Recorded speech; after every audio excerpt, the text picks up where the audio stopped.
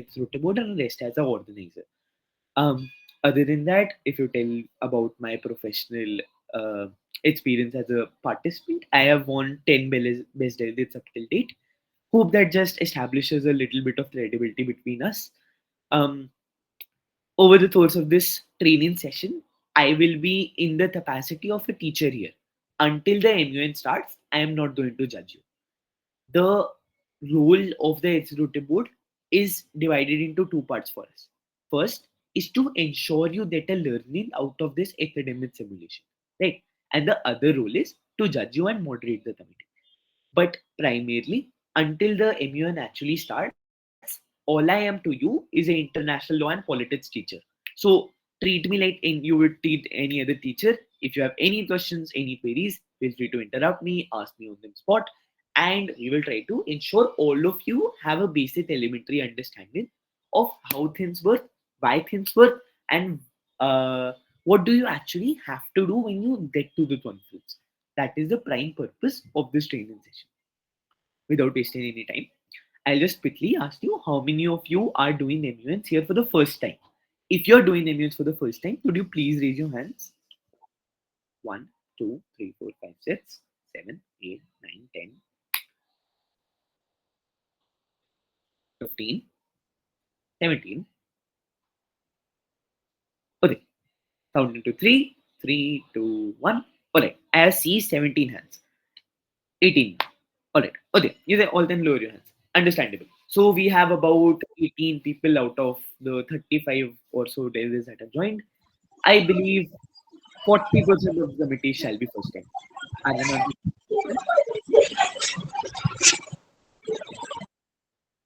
on yes, Lavya.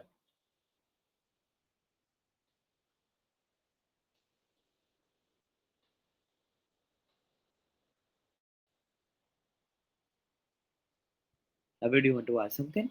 Pariman?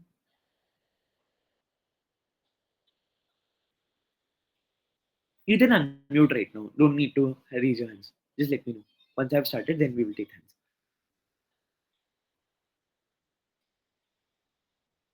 Do you guys want to speak something? Indu ma'am, do you want to speak something? Can you repeat? I'm just asking if you have anything you want to ask because I saw hands were raised. I just asked how many people are doing immunes for the first time, so I get an understanding of how to set the level of the session, right? Okay, I have seen that about 40% of you are doing immunes for the first time. That is not a very. I mean, even I started somewhere and I also attended this session like you today will. So I will keep it very fundamental. The entire session I'm going to take today is going to be built on pure logic and logic only. You do not require any prerequisite knowledge at all. As long as you are coherent with what I'm telling and ensure that you are understanding what I tell you and asking doubts as well, you will ensure that you are prepared mentally and knowledgeably for the committee participation. All right. Okay. First, as you all are probably aware, MUN stands for Model United Nations. What does the analogy of the word mean? Model of United Nations. So we are a academic simulation that is going to be a small dummy model of the actual international organization that is the United Nations. Okay, what is the United Nations is the first thing that we are going to discuss. United Nations is an international organization that was established after World War II, as you might have learned, in order to promote the principles of peace, harmony, and safety overall for the international community. That fights should not happen, wars should not happen, and ultimately, as we say it in simple language, United Nations was formed to avoid World War III from happening. Even though now today the current UN is doing multiple things that are besides from the fact that it was supposed to just avoid wars, but primarily at the thrust of it, the UN promotes peace, and that is the main objective and aim that has been granted to United Nations. Okay, when we are talking about the United Nations, first thing you need to understand is a single organization in a single standing cannot do everything on its own. Correct? If I were to say that the entire school was to be run by one principal and one principal only, it won't be feasible, right? We need people in the management department, we need teachers, we need admins, we need so many people that are actually going to help out with the running of the institution, right? So the thing here is UN also has been divided into multiple parts in order to ensure that the worth is divided between the parts of the United Nations. That is the first thing I'm going to take. United Nations has been divided into six main parts. I will just share my screen. Please let me know if you are able to see my screen once I have shared it.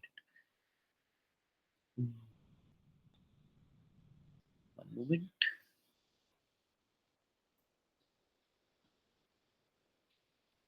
Are you able to see my screen? Yes, sir. Yes. Yes, sir. Perfect. Perfect. All right, one second. Okay. I have opened the chart here. This chart might seem very daunting at first, and it really is. It is a very detailed chart. But it is one of the most important things you need to understand when you are approaching any UN committee. Where are we currently? We are in this area. Correct? Everyone is part of the General Assembly here. We are a simulation of United Nations General Assembly. Everyone agrees? Say yes. Yes. Yes, Yes, sir. Yes. sir. Everyone Yes, knows we sir. are in the Yes, sir. UNGA? Yes, sir. Very well. That is the first essence we are going to talk about. The UN system has been divided into six principal organs. Out of those, we are in a principal organ known as the General Assembly. Now, what are the other principal organs? The other principal organs are the Security Council of the United Nations, Economic and Social Council, International Court of Justice, the Secretariat, the Trusteeship Council, which is now dissolved. The thing here is, if I present to you it very, very easy words, thus General Assembly is the legislature of the United Nations. It is the party. In India, we have three parts of government: the executive, the legislative, and the judiciary. Correct? Similarly, in United Yes. Nations, to sum it up as a whole, General Assembly is the legislature, Security Council is the enforcer or the enforcement body, and the International Court of Justice is the judiciary of the United Nations. Besides from that, we also have another important principal organ, Economic and Social Council, that talks about monetary funds, is a financial advisor, and talks about social and humanitarian issues. Any doubts up till now of what the principal organs are? Seen none. Let's continue forward. The United Nations has decided to provide different authorities and purposes to these different parts. This allocation of authority is called mandating of that specific organ. Since we are in the General Assembly, we will try to stay limited to the General Assembly today. But if I were to tell you for short, Secretariat is the party that organizes and holds or UN events. It is responsible for execution of United Nations bodies. ICJ handles dispute between countries. Economic social I've already talked to you about. Trusteeship Council was a body that was established in now dissolved. Why was it established? To ensure the states that were under colonial rule got proper independence and governance functioning. The Security Council is the only body of the United Nations that can, well, say a country to do something and the country has to follow it by law. So it is the body of the United Nations that is causing the enforcement of international law. Here we have the General Assembly that is going to be the main concern here. Alright. I'll now open a little more pretty version of the same chart. Can everyone now see a colorful chart on their screens? Yes, Yes, sir. sir. One moment. I'll just make this even more prettier. I'll just open this in a new tab. That'd be better. Yeah, okay.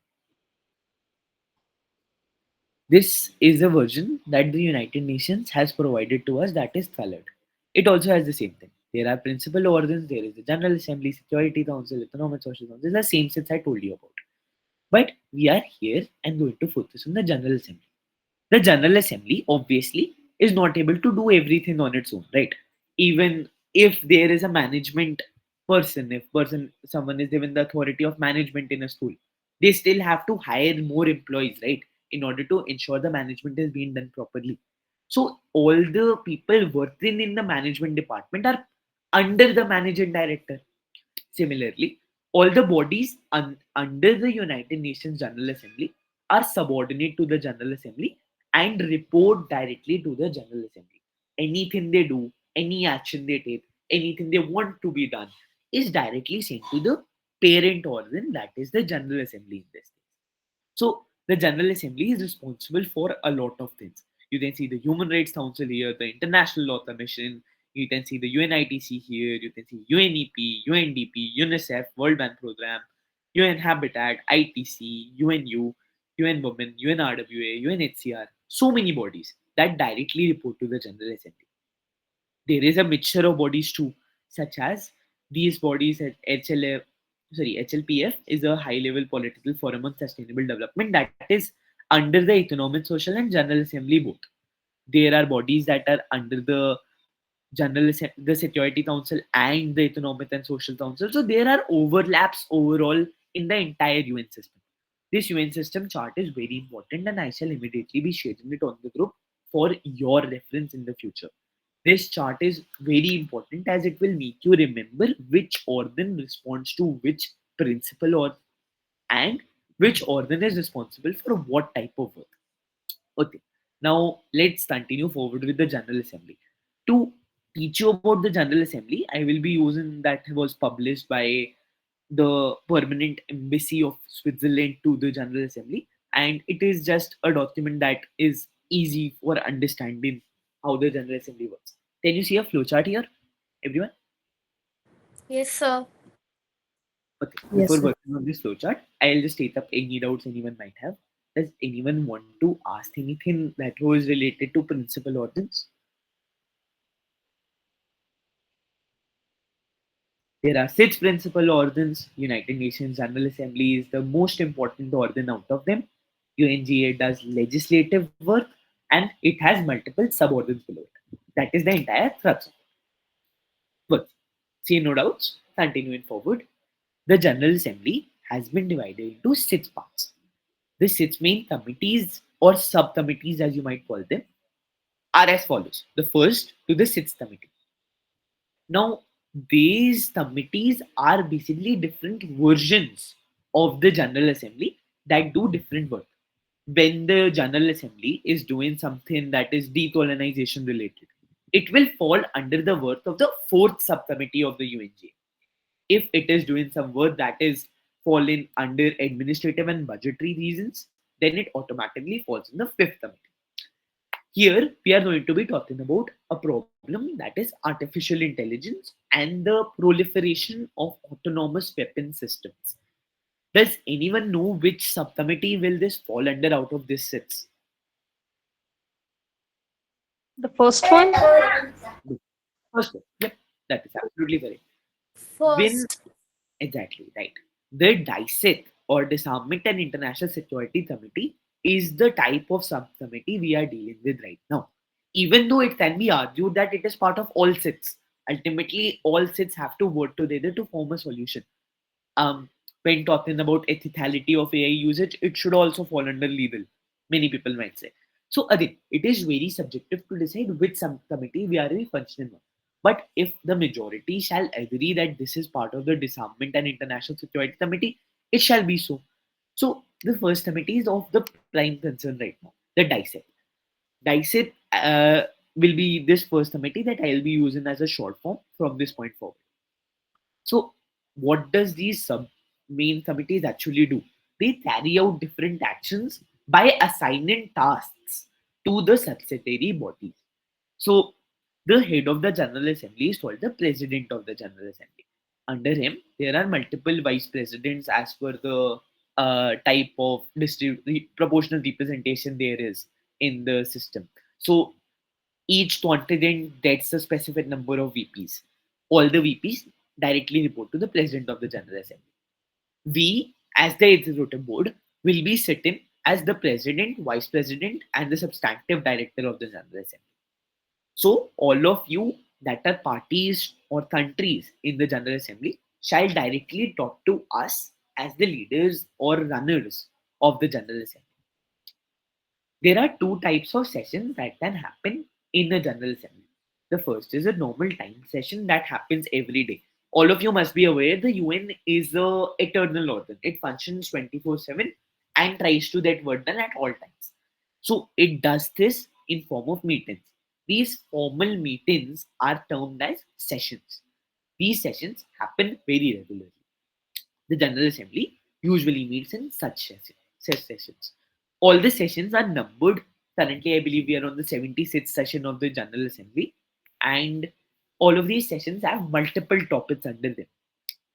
The simulation we are hearing, this MUN, is one specific meeting of the General Assembly with one single topic or agenda that has been already provided to you by the Secretary.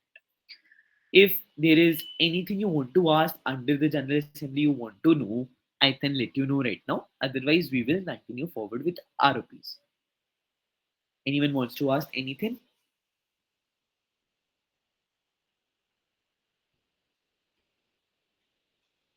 Before that, one last thing I will cover under the General Assembly, that the General Assembly is run by something called the Rules of Procedure. Rules of procedure by the name of it as it might suggest, ये बताता है कि committee कैसे चलेगी, how will the committee work, how will the sessions in the general assembly run. So this rules of procedure is a very long document that was made by the General Assembly. It has about 163 rules divided into 17 or 18 parts and chapters. So this document is available online. While no one is actually expected to read it, the more that you know about this document, the more action you will be able to take when participating in this specific simulation of the General Assembly. So these, if you just see the length of this document, this is 411 pages. But in short, when what I am going to teach you as MU and ROPs are about exact representation of what all the rules are, but in terms of a MUN. Alright. Does anyone have any doubts pertaining to the General Assembly?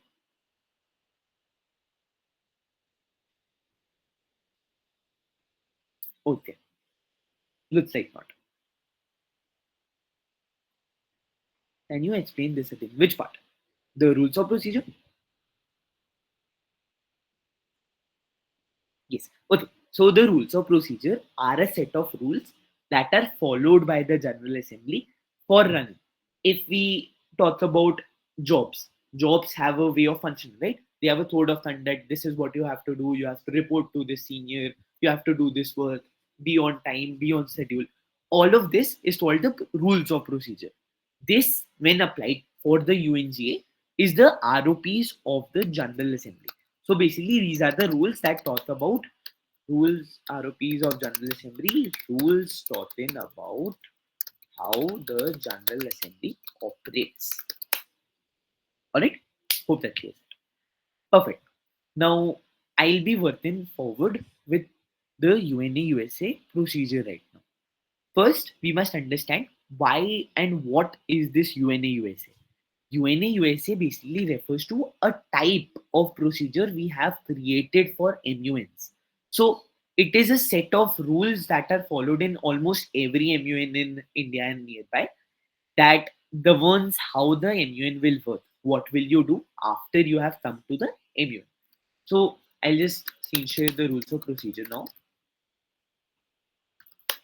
UNA USA, ROPs. Right, one thing before that, the rules of procedure are of mainly two types. The first is the UN ROPs and the other is UNA USA ROPs. UNA USA ROPs are the type of ROPs that will be followed in this specific model UN. We will not follow the actual ROPs given by the United Nations. They are a little different in how they are, but it is generally advised for all participants or all committees that have newcomers or people attending for the first time that UNA USA works much better than the other type of ROPs there are. Can you see rules of procedure UNA USA on my screen? Yes, sir. Yes. Okay, great. Yes, sir. The first thing that the ROPs tell us is attendance. Just like you go to school, when you come to the MUN, the first thing you will be doing is tell me that you are present. That will ensure that anything that happens forward, I am aware that you were present during this time period of the committee. Attendance is very important. One more thing that attendance helps us to decide is the majority. See, the UN is a democratic international organization. What is the essence of democracy? It is the right to vote, it is the right to equality. So, multiple countries will have to vote on different things in order to proceed. Only the things that have a majority or majority of the countries agree upon a thing, those things will happen. That is how the democracy or democratic structure of UN is structured. So, attendance, say, our attendance is that 40 delegates are present in the committee. The simple majority as per maths shall be 50% plus 1. 50% of 40 is 20 delegates. Add 1 to that.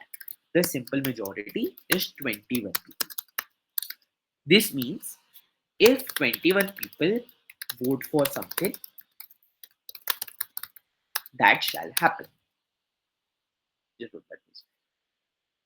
That shall happen. So, attendance, after attendance is done, you will be basically able to vote on different things, and we will be able to determine if that specific thing has attained the majority in the committee.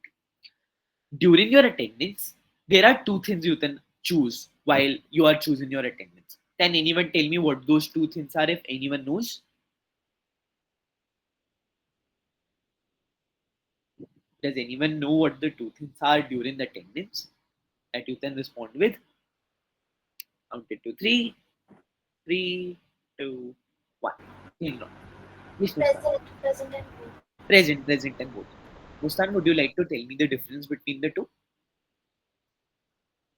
Yeah, if the end of the conference, if we chose present in voting, then we have to vote irrespective we wish to vote or not. But if we don't choose the voting, it's up to us. Very good. That is the essence of difference between present and voting. When you are present and voting, what happens is you have two options. Vote yes or vote no. But if you are just present during your attendance, you will have three options. Vote yes, vote no, do not vote, which is also known as a abstention. So when you choose present during your attendance, it is possible that you decide to not vote during the final procedure. Whenever we are discussing the document, if it is to be adopted by the General Assembly, say we have decided that this should happen. So how do we actually determine by should it happen? For that we do voting. How do we determine if the voting has been enough? We check majorities. During the voting, if you were present and voting, you will have to pick either side, yes or a no. If you are present, you will have the third option known as a abstention. In general, what has been established in the circuit is there is no really significance for this. At the level of academic conferences, it doesn't matter if you choose present or voting. For us, it is the same. In general, it is advised for first timers to choose present over present and voting and not lose the extra option they have. Okay, moving forward. Um, there are multiple types of sessions in IMU. Am I not audible? You are. Sonia ma'am, please check your audio once. You then try rejoining the meeting if it works. Alright. There are two types of sessions in a MUN. The first, by the name of it, is called formal debate. The other one, by you can probably predict, is called informal debate. But one thing to note here, these names are quite misleading. Informal debate is not always informal, and formal debate is not always formal. So let's discuss formal debate first. The first type of formal session and the only type that we will be studying in this specific ROP session is called the general speakers list. This refers to the list that is the list of speakers speaking on the entire topic. The only main difference between formal session and informal session is that formal session is generic and talks about the entire problem at a whole. Informal session may be specific to a subtopic.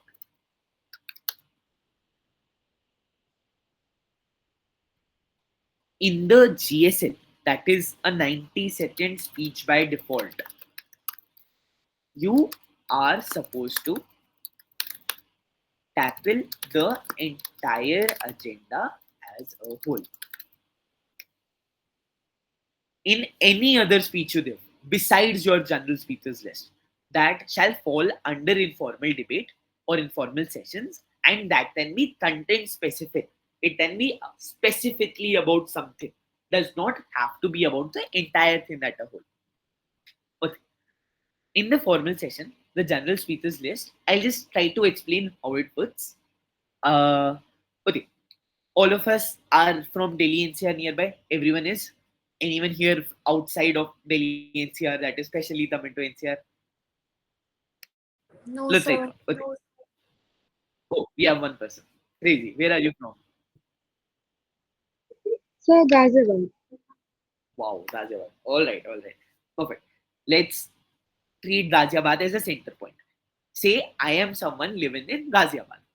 I go to different places. I am a very vivid traveler. I like to go to different places. So I I take a flight from Ghaziabad and go to, say, Tamil Nadu. So Ghaziabad, how do you spell that? Never mind. So I go to Tamil Nadu. I visit Tamil Nadu and then come back to Ghaziabad again because it is my home. After every trip, I will be tired and I will want to come back to my home. Then say I go to Jodhpur and then I return back to Ghaziabad. Then I go to Assam and then I come back to Ghaziabad. One thing you will spot in this analogy is after every trip I make, I always return to my home, that is Ghaziabad. Now, what do you learn from this? Ghaziabad here or home refers to formal debate, and G for Ghaziabad, G for GSL. After every direction of the committee goes into a informal session, it will always come back to the formal session again. Committee starts with the formal session, ends in the same formal session. We might have informal sessions in between, but the starting and the ending are always formal in nature. Therefore, in a UN committee, there is nothing known as an opening speech. The general speakers list runs throughout the time of the committee. There is no specific duration that the general speakers list is specific towards. It runs through the entirety of the 2 days. GSL runs through the entire 2 days. It does not matter in your scoring or marking when you decide to give the speech. Anytime you feel or anytime, anywhere you are in the list of recognition, you can give your speech there and then, and it will not make the impact where the committee is currently standing right now. Okay. Now we have understood GSL very well. People who have understood GSL, please raise your hands. 1, 2, 3, 4, 5, 6, 7, 8, 9, 10, 11, 12, 13, 14, 15, 16. We have a lot of people. I need more hands. Otherwise, I'll re-explain. General speakers list is our home to which we always return after going into informal sessions. So, say I take 4 countries and there are 4 countries if they're GSL. Then we go into an informal debate. After the informal, you can lower your hands. Informal debate. Then I take 6 countries more for GSL. Then we go into informal debate. Then I take 12 more countries for GSL. And then we go into informal debate. And at last, remaining countries for GSL. So, what you can observe in this structure I have shared with you is just a random structure I made up right now, but is something that happens. 4 GSLs, then informal debate, then back to GSLs, take 6 countries, then go back to informal debate. All right. So, yeah, you can roll your hands.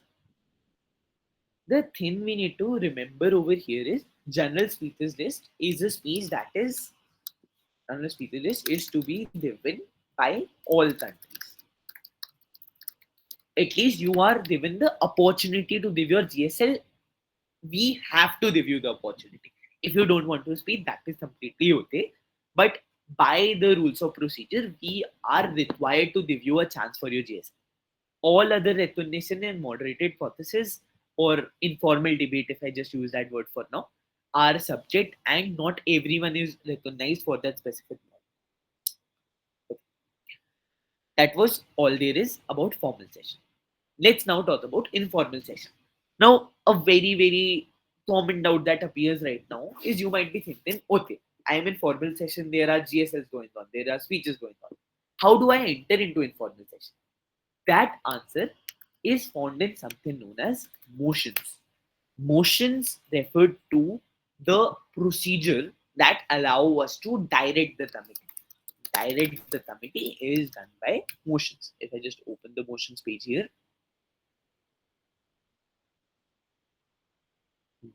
right? So at last, oh, it's not even in this. Oh, no, it's so there are basically motion refers to the act of directing the committee into something else.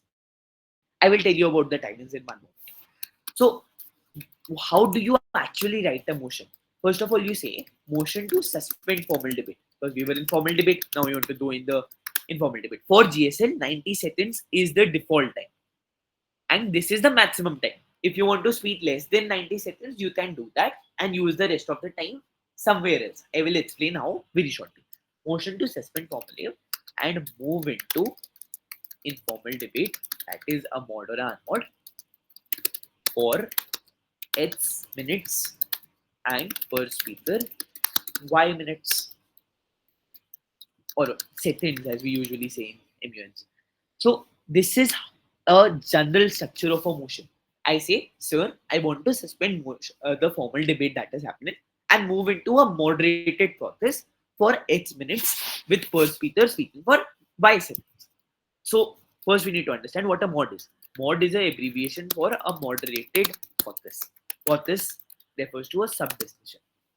I'm repeating only. Moderated process is a subtopic of the main topic. We have to decide what this subtopic is. If you are able to decide a subtopic amongst yourself, that is the way we determine what the mod is. You can conduct meetings among yourself, you can talk to each other, you can form a common consensus on what the topic should be for the moderated process. Raise the process, get a majority, and then the moderated process will happen. So once a delegate raises the motion to suspend formal debate and move into a moderated process, say for 20 minutes and 60 seconds per speaker, we will recognize the first we will vote on the motion. If the motion passes or receives the majority number of votes, then we will move into the moderated process. There will be, as per this, 20 minutes divided by 60 seconds, 20 speakers here, and we have a committee of 60. Not everyone can be accommodated in the moderated process. While on the days of the committee, we will aim to have everyone in the mod. It might or might not happen, but we will ensure that your marking is done in a way such that even if you miss a speech, that does not actually that you will a disadvantage compared to others. It is not necessary to take part in mod sessions. Not necessary to participate in each mod, but it is highly advised. If you want to win, if you are trying to win something in this MUN, try to participate in all mods there are. It is possible that you might not get recognized in every mod. You might not get a chance to speak. That is okay. But have enough content prepared that if you have to participate in all, you are able to do that properly. Very. Now, the moderated process, since it is a subtopic, uh, it basically directs the committee into a small discussion about the topic. If anyone has any queries about moderated processes, I'll take that in about 2 to 3 minutes. Before that, very fast, unmoderated process is basically a period of rest. Mm, yes, Sanskriti. So I have a question that do we have a particular time for moderated caucus too? It is up to you.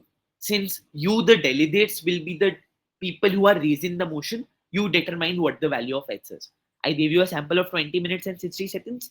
This can be any number you want. Okay, sir. Yeah. But always ensure that the total time is divisible by the per speaker time. Otherwise, we won't have a whole number of speakers. And that is then problematic. The again, up to you. We will try to do as many mods as we can. More the subtopics, more the output and extract we get out of the committee. But again, sometimes it is possible to only accommodate one or two mods such that everyone is speaking in them. Again, up to you. If you are able to get majority fast and run the committee very fast, then we might have 5 to 6 mods. It is possible. I have seen it happen. So again, it depends on how the committee goes that day. Try to have at least 2 mods that is considered very good for this committee strength of 60 people. But again, try to have as many as you can. Now, what is the unmod or unmoderated process? It is the abbreviation for unmoderated process that refers to a break time or period of informal talk. If you want to get up from your seat, if you want to talk to everyone around you, if you want to form a majority, form a consensus, write a document, you need to talk to each other. During the general debate, it is heavily frowned upon if you talk to different people because it is not respectful for the people given the speech if you are talking in between. So it is advised that you opt for an unmoderated caucus in order to do the specific lobbying amongst yourself, discussion amongst yourself. So it is a break time that is used for you. It does not have a fixed topic. Okay, questions now. What is the time limit for mod? Generally, it is advised that do not exceed your mods over 1 hour because we try to have more mods instead of a very large mod. So no specific time limits. In the ROPs, you will find that it is written 20 minutes maximum, but that is not really followed in our daily circuit. So don't worry about that. Try to make it best for the committee. I'll take over and mod once again. How are we supposed to structure our content so that it is enough for mods? Anything that you are planning to have a subtopic about, don't leave it in your GSL. That will save you the topics and pointers that can go into your mod speech. Unmod again.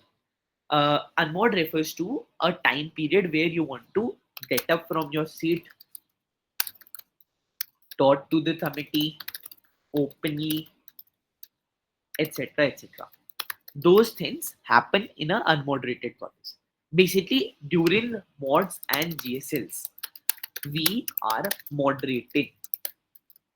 During unmods, EB is silent and not moderated. So basically, consider it that if you want to discuss between yourself and you don't want us to be the ones that is actually choosing who speaks, determining how long for that person speaks. So dismiss the structure of a mod for a specific amount of time is done through a mod. Everyone clear with types of motions? Sorry, types of Yes, sessions. sir. Just raise your hand if you are clear. I'll try to ensure everyone has this hand raised because this is very, very important. The Secretariat OC members, you also raise your hands because I want to actually see who is not understanding. 19, 20, 23, 24, 25, 26, 27, and okay, I'll also raise my hand. That's 27. Still 14 people left. Problematic. To sum it up, moderated caucus or unmoderated caucus is a form of informal debate that is used to direct the committee into a specific part of the main agenda. Moderated caucus is used for speeches that is particular to a subtopic. Unmoderated caucus is a period of rest or talking amongst yourself that you can ask the executive board for in order to form consensus. Yes. We'll take up any questions if there are any. Please raise your hand if you want to ask something.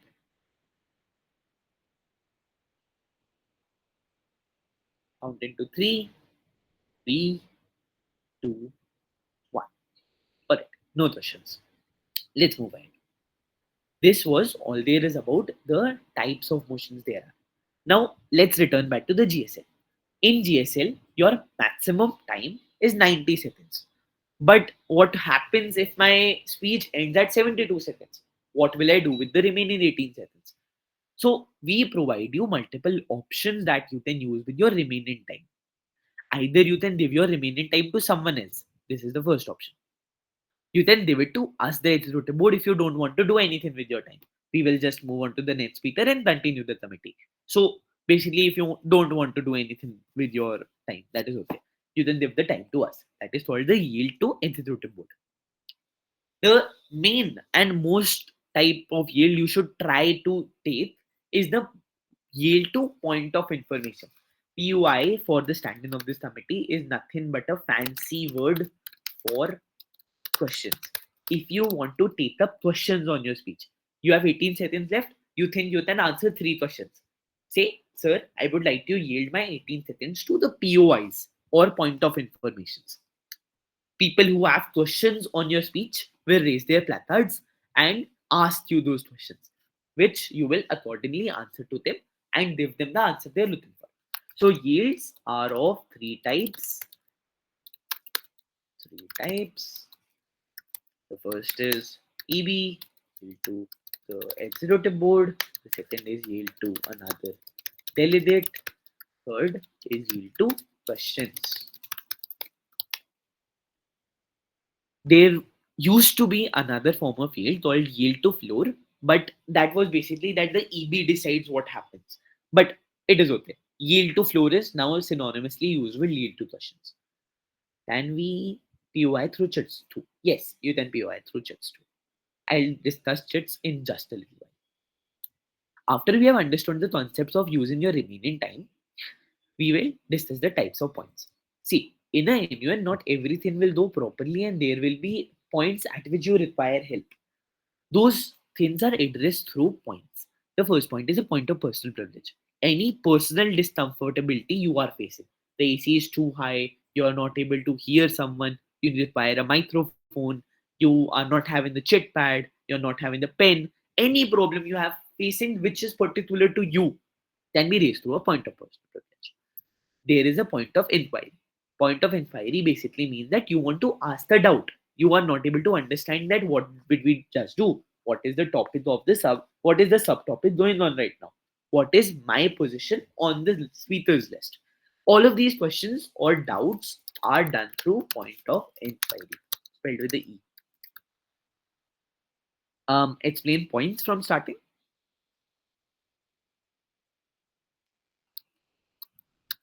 Personal discomfort or any problem you're facing is addressed to point of personal privilege.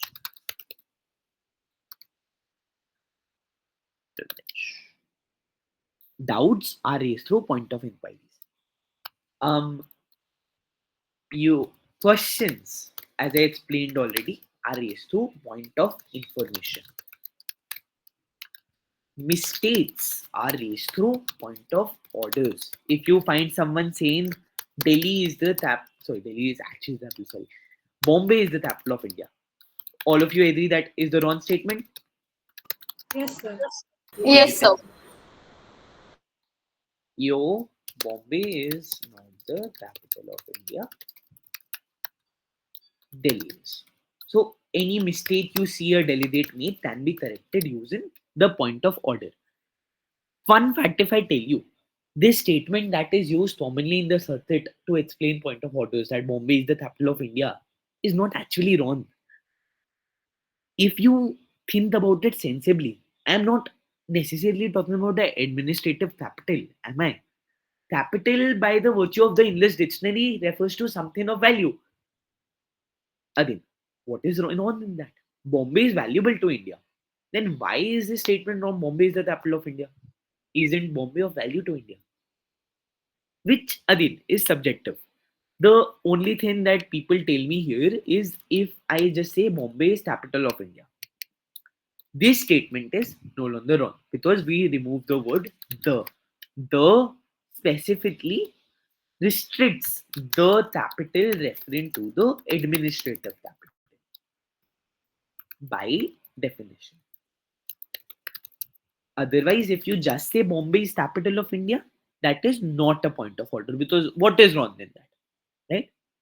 Hope you found something in this. I mean, even for experienced users, this is something that fascinates them because it is often overlooked.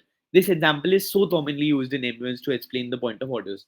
But again, many executive boards make the mistake of using the sentence Kolkata is capital of India, Bombay is capital of India, which are actually correct. The problem or the mistake is only present when you say it is the capital. Clear? Any doubts you have particularly in 2 points? The types of points, when to raise a point, why to raise a point. Same for doubts. Three, two, one. Okay, let's take that. Okay, we are on the last slide of the committee now. Types of documentations is not really particularly important here. We will discuss documentations on the day of the committee. The executive board is accepting working papers and press releases. Working papers are nothing but plan of actions, and press releases are nothing but statement to the press in the simplest form of the words. If you want to submit either of those, the lines are open and we will let you know when you can submit those. Position papers, if anyone already has done the MUN, are not required for this specific committee. Voting I've already explained to you. There are two types of voting, procedural and substantive. If we are voting on a motion, that is a procedural voting. That requires 50% plus one majority. If we are voting on a document, then it is a substantive voting. That requires 66% of the committee to vote yes. This is known as a special majority. That at last ends the requirement and the entire UNA USA set of ROPs or rules of procedures. This is exactly and all that will be happening in the 2 days of the model UN. If you have not understood something, it is heavily recommended that you ask it right now so you can perform well on the day of the conference. Trust me, for my first time, even I was not able to fathom these many things. But once you actually read this document on your own and ask any doubts if you have, you will be very well understood on what happens. Even if you are not, on the day of the committee, after seeing and observing for 5 minutes, you will be able to understand it. What do you have to do in documentations? I will explain on the day of the committee itself. It is not particularly relevant right now. Now, I can take this into two directions. I can either teach you how to write chits. Chits are basically small letters, you understand, formal and informal letters, written to another country for asking them questions, is the main use of chits. Such chits are called transit chits or POI chits for short. They are used to ask questions through small pieces of paper that you are given. You can just raise your hand. The committee OCs will come to you, take the paper from you, give it to me or Arish sir. Arish sir will mark the chit, give it marks, review marks on the mark sheet, and then the POI chit will reach the person you had asked the question from. If you receive a POI chat, you can write a reply chat. And if you want to give any content to me as the executive board, that is done through a substantive chat. Send content to EB.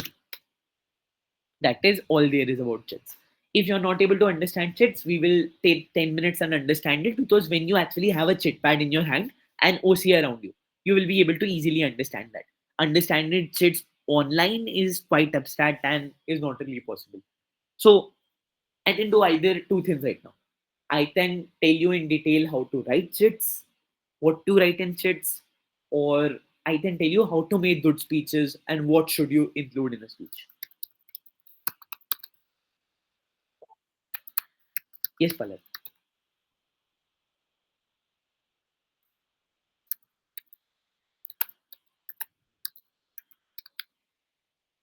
Okay, raise your hands if you want me to teach you how to make good speeches. Only okay, 7, 11, 14, 16, 18, 19, 20. Still rising. Okay. Now raise your hands if you want me to tell you how to write chits. I mean, we are running short of time, so we can take either of them. So just the order of it first.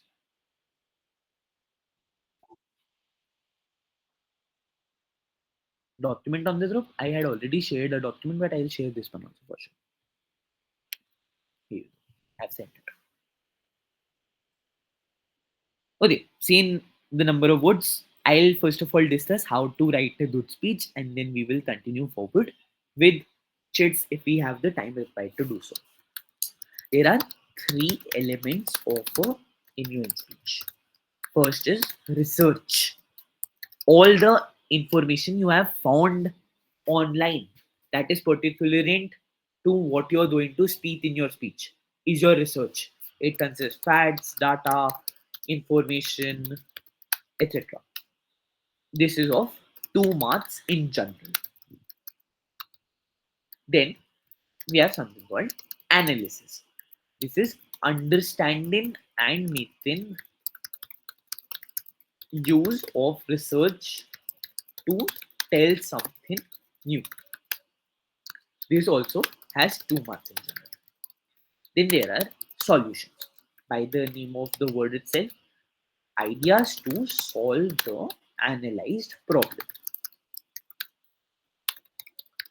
This is this is the least marked out of them. It is 1 mark in general. But the thing is, almost all people forget to talk about solution. That's almost everyone is zero in this criteria. These three criteria have to be balanced in your speech.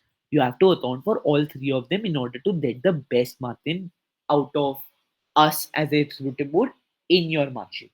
Otherwise, it is very hard for you to store marks. All right, three parts of your speech clear. Any doubts in these three?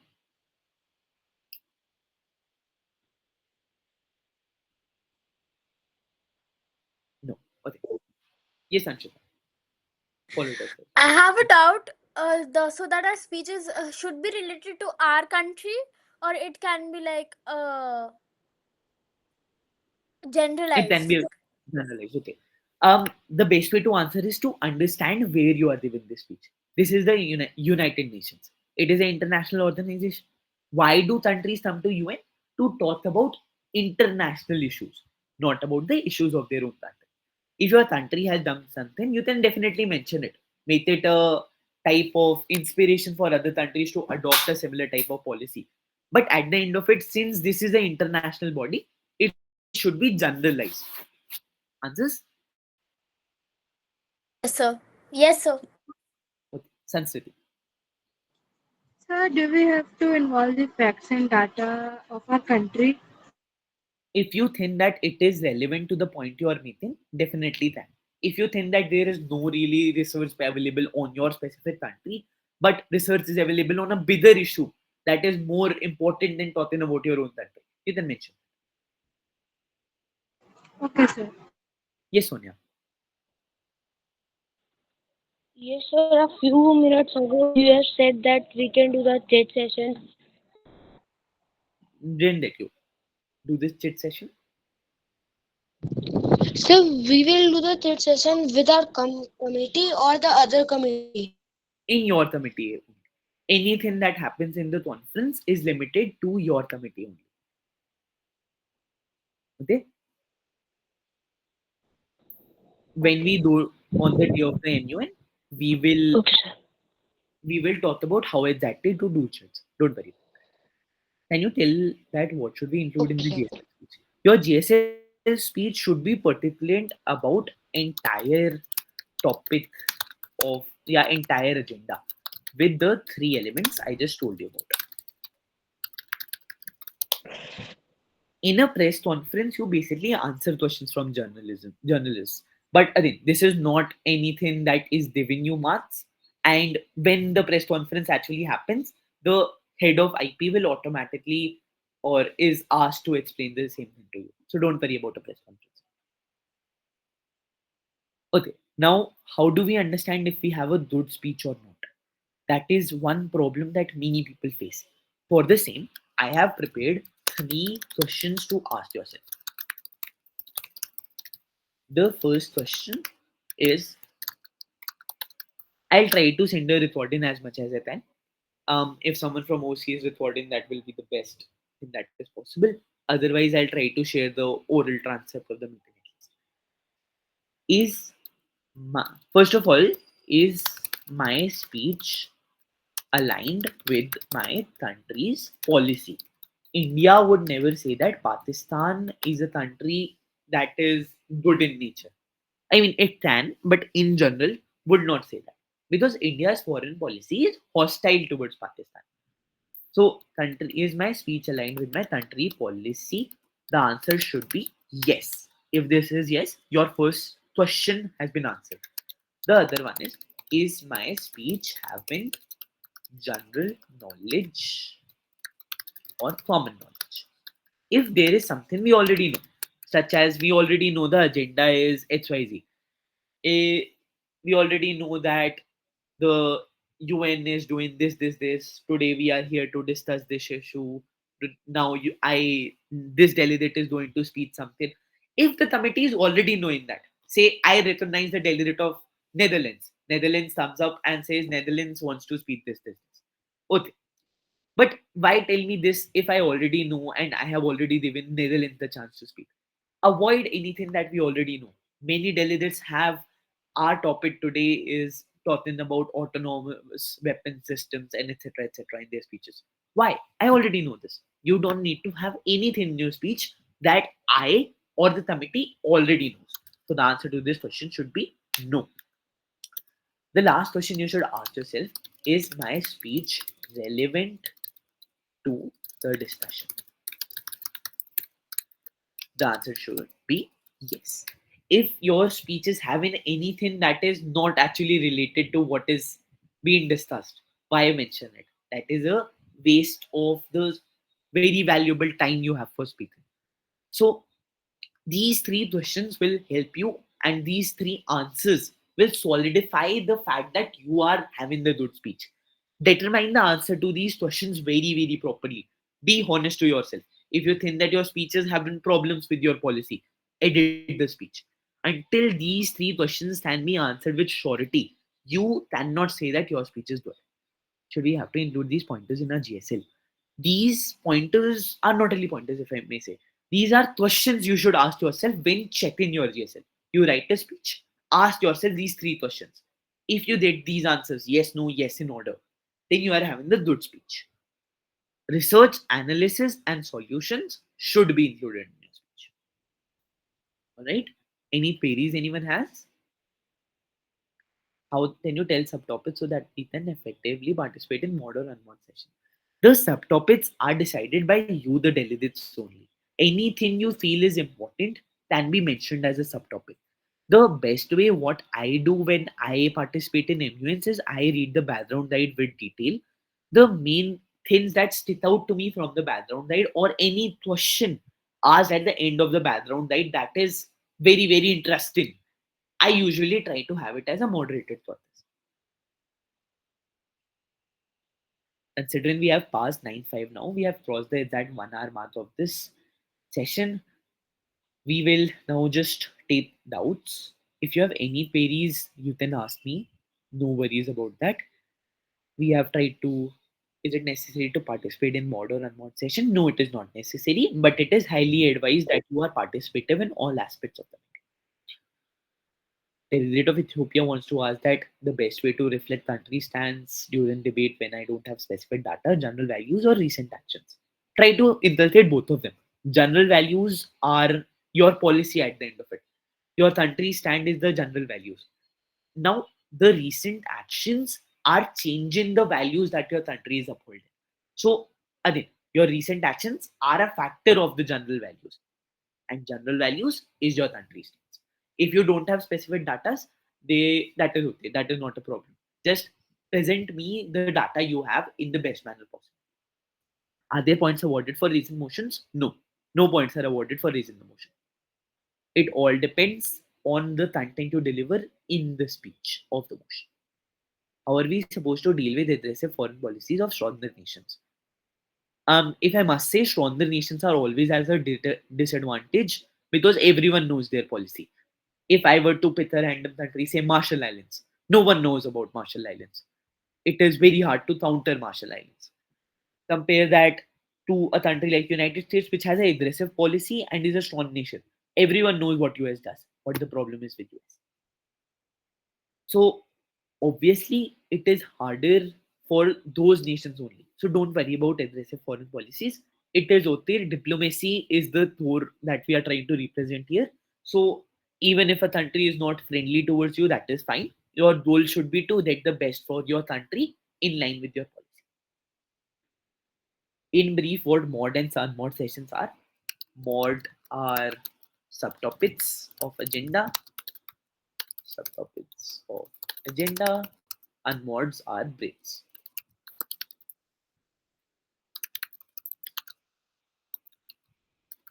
Unmods are breaks for logging.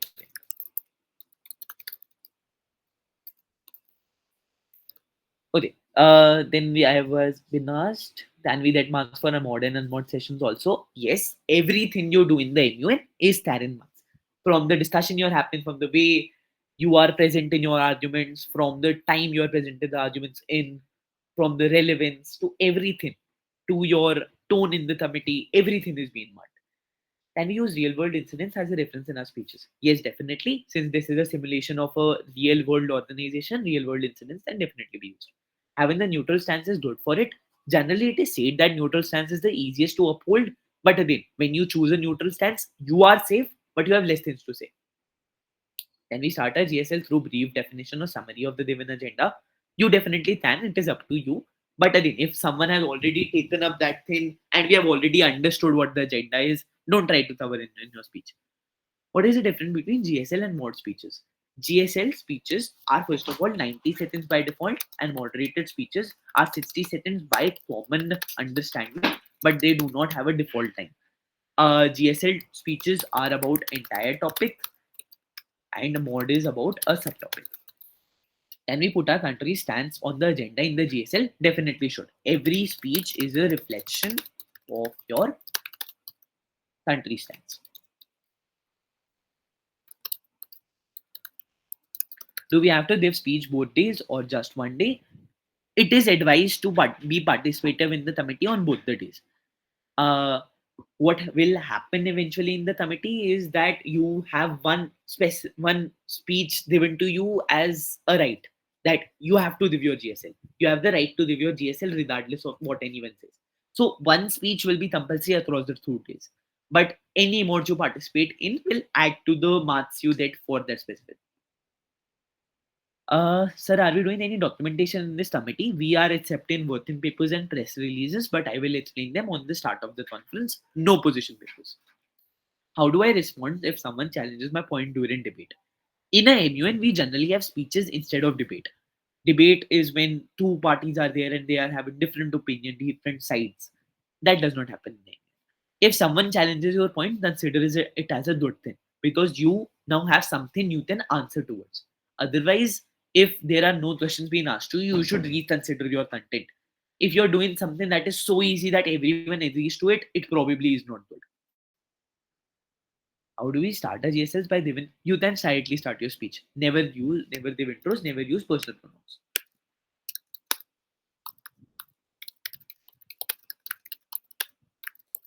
Do not use words like I am the delegate of this. Do not tell me your name. For all of you, you are the delegate of XYZ. You are not being identified by your name for the next 2 days. Do not tell me. Jump directly into the content. Give me what I am here for and what you are here for. How do we write and pass a working paper or draft resolution? Draft resolution, I will explain how to write and pass on the day of the committee. Working paper does not need to be passed. If you want a sample, you can text me. Otherwise, I will also explain this on the day of the conference. It is not necessary to give the answer to the questions. It is advised to give answers. But if you want to answer, say someone asks you an oral question and you don't want to answer it, say you will answer via chat. So you can basically think of the answer and send it later. This is also not compulsory, but again, advised.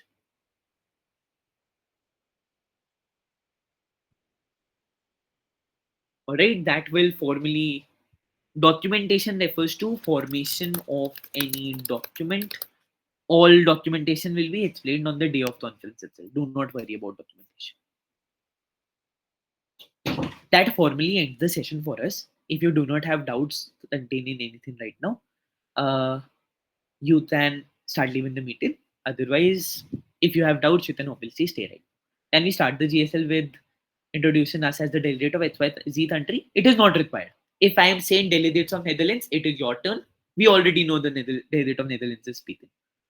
Sir, how do we make use of others verbatim?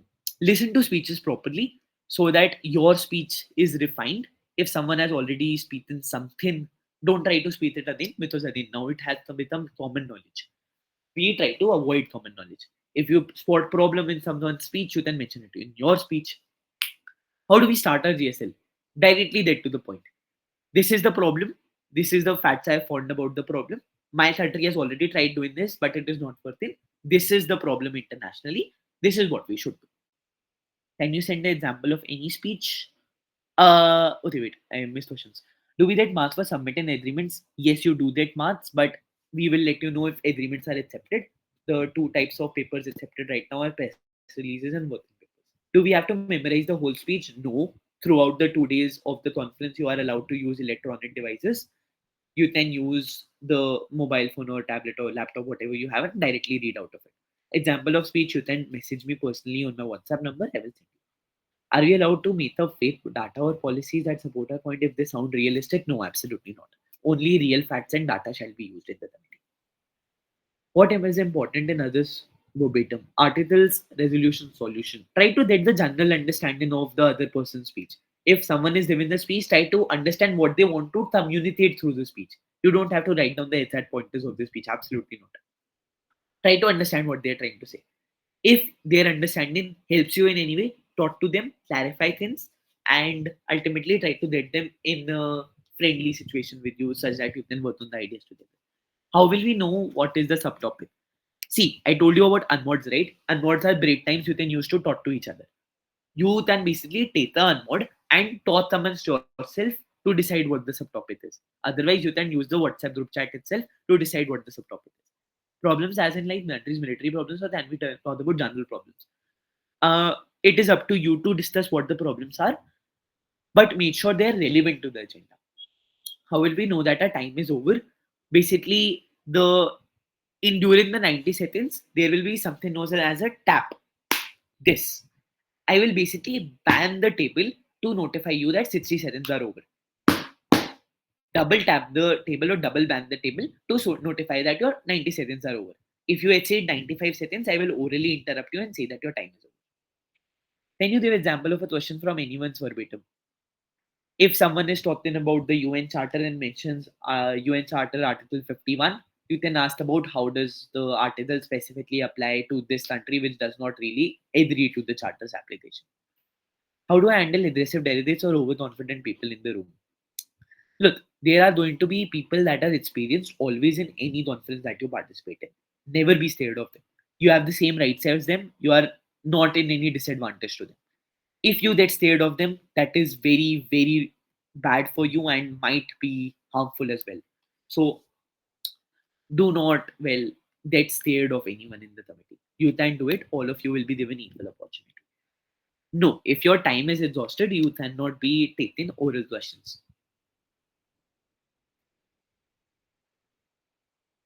Come on, you can take oral questions now. Let's try to simplify the chat box. Will the subtopic be same for all the delegates? In a specific mod, yes.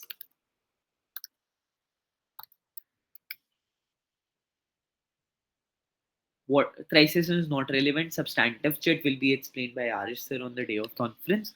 But generally, substantive chat is written to the executive board with the content that you want to tell the executive board.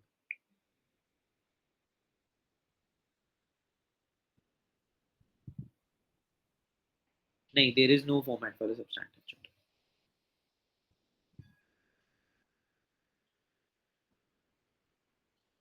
No, people cannot ask you questions if your time is over.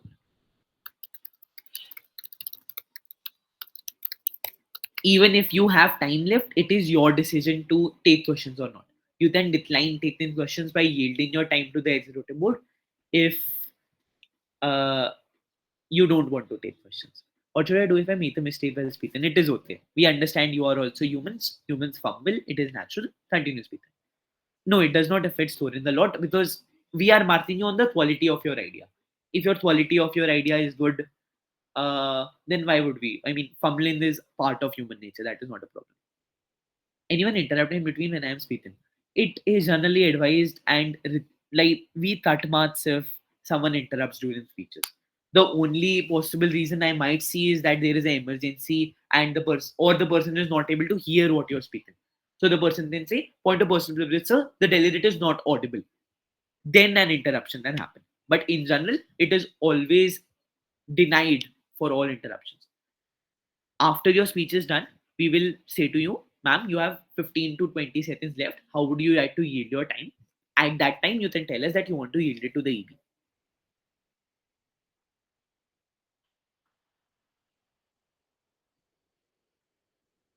Can a small country like Ethiopia lead a bloc? If yes, how? Um, Bloc refers to a group of countries with a common opinion. There are no leaders actually in a bloc. The entire thing you are trying to say that there is a leader of a bloc doesn't really make sense. There are representatives of blocs, and I mean representatives can be anyone because bloc is common opinion. The opinion is shared by everyone in the bloc. Alliances and bloc are different things. Alliances refer to uh, agreement, well, promise of support between parties.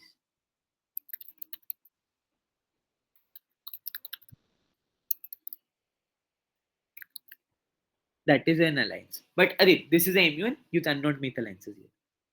What does EB expect from listening to others' speech? Try to be attentive in the committee. Try to understand what people are speaking.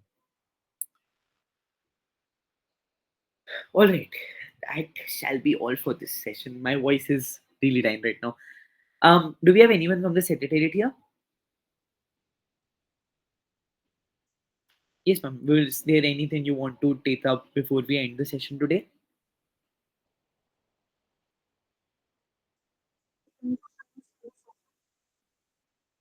Right. So if you have any queries even after this session, feel free to reach out to me. I am also someone that is as interested into MUS as you are, and I am definitely not going to say no if you are asking me for help. Um, so definitely feel free to reach out to me. Ask me anything that you are having the doubt about. That is completely okay. I am here to help you in understanding, help you in well learning something out of this academic simulation. So don't be hesitant. If you have questions, freely ask them. That will be a wrap. Perfect. That will be a wrap for today's session. Everyone can start leaving this session. I'll just request the secretary to stay for a few minutes.